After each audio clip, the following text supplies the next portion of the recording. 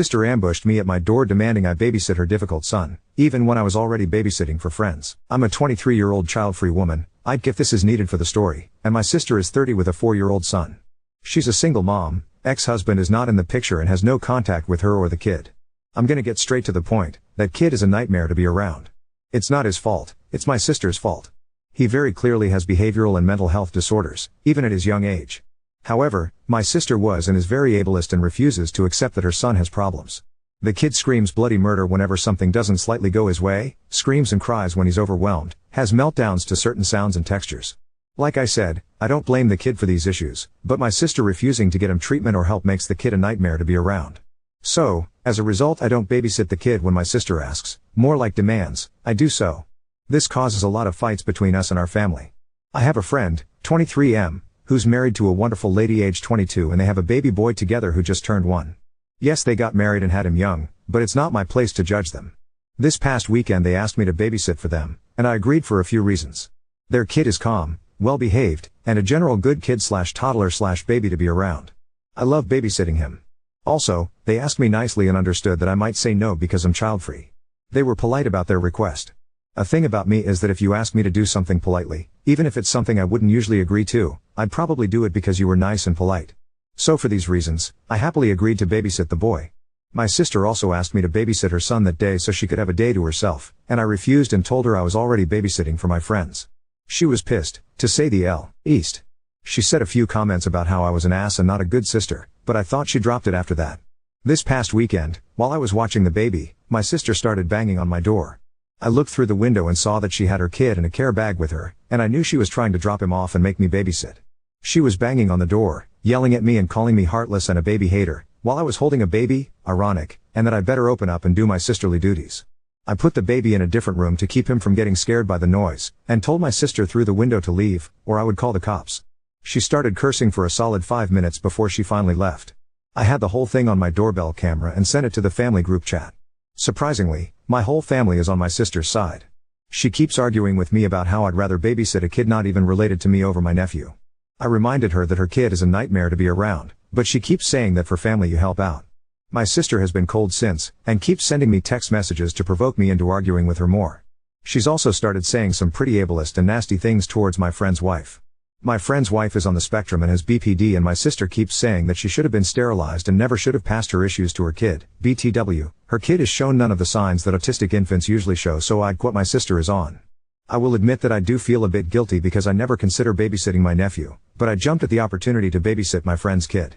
My sister, dad, 66, mom, 64, and brother, 33, are all calling me an asshole and saying that I'm just using the CF label to avoid family responsibility. I need advice on how to get my family to see my perspective on this. How can I explain to them that the issue isn't the idea of babysitting, but it's the behavior of the kid? Update 1. So, shit has hit the fan. My original post was about 3 days ago, and ever since that post my sister's behavior escalated. I tried to talk to her about getting help for my nephew, and she kept screaming at me every time I brought it up. She said a lot of derogatory terms towards people with mental illnesses and mental disabilities, terms I won't repeat here. That wasn't the only escalation. She was at my door several times a day starting 2 days ago, the day after I made my original post. Banging on my door, screaming, crying, cursing, the works. She brought my nephew each time and he always looked so confused and defeated. He was too tired to react or melt down like he normally does around loud noises, and it broke my heart to see that on my doorbell camera. I wasn't at my house. I was crashing with my friend and his wife. I took the advice of a commenter who said to put some physical distance between me and my sister. They said I was free to stay as long as I wanted as long as I helped out with some house chores and childcare while I stayed, which I thought was more than fair. So I'm staying in their guest room currently. I'm still with them, even though my sister isn't much of a problem. Many will be glad to know that my sister won't have parental rights over my nephew soon. She dropped him off at a safe haven site in the middle of the night. Totally a fun phone call to wake up to at 2 in the morning, and my nephew is currently with my parents. Social services placed him with my parents, and he's set to have mandatory therapy. In my state, don't know if it's different in others, if a child is abandoned in any way, safe haven or not, a physical and mental health exam is done. Other than being a little bit underweight, my nephew was physically healthy. He wasn't being physically abused like a few people were worried. But it was obvious he needed mental health, so he'll be starting therapy sessions soon, as mandated by a caseworker. We are not looking for my sister. After she dropped her son off, she left. She had quit her job a few weeks back, sold her car, and even her house a few weeks ago and had been renting a place, so this was planned. In my personal opinion, she planned to abandon her son the day I was babysitting my friend's baby, which is why she had such a nuclear reaction. She did leave a note, saying she can't do it anymore, she met someone, and that she doesn't want to be a mom to my nephew anymore. In her note she said she deserves a normal kid, and not a burden like my nephew. I seriously hope that my sister doesn't have any more kids with this mystery person she's referencing, but it seems like she's running off to start a new life and family. She still has 30 days to reclaim rights over my nephew, but it doesn't look like she'll do that. Time will tell. Like I said, I'm still with my friends because I was worried my sister would do something. My parents and brother have also been blowing up my phone and coming to my house, switching between apologies and blaming me for this. They think that maybe if I babysat that day, she wouldn't have done this, but I think she wanted me to babysit so she could do this. I'm not mad at them for blaming me. I understand that my sister is still their family and they're rightfully in shock and want someone to blame. They're human, and I know humans can be cruel sometimes while going through shock and grief. So, yeah, that's life right now. I'm currently sitting on the couch with my friend's baby while my friend is at work and his wife does a quick grocery run. She was going to take the baby, but I insisted on watching him so she didn't have to hassle with the car seat in the very stormy weather we have in our area right now. This update is all over the place. I feel like I'm rambling.